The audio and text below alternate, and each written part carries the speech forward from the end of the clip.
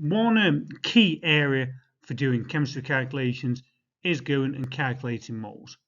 Right, so the equation that we use is moles is equal to the mass. The mass will be given you in the question divided by the molar mass, and the molar mass is the relative formula mass of whatever the compound is in grams. So in this question, it said, so a 0.05 mole sample of a hydrocarbon was burnt with excess oxygen. The products were 3.6 grams of water and 6.6 grams of carbon dioxide. Calculate the number of moles of carbon dioxide.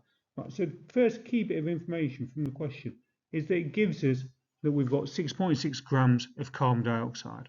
Right, just kind of two main steps that you need to follow. First is to work out the relative formula mass of carbon dioxide.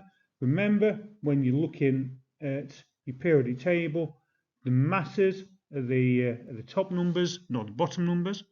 So the relative formula mass of carbon dioxide, because you've got one carbon and two oxygens, is 44.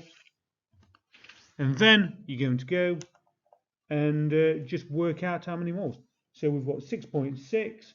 So that 6.6 grams comes from the question. We're dividing that by 44. 44 we worked out there to give us an answer of 0.15 moles. You follow those couple of simple steps, you should get it right every time.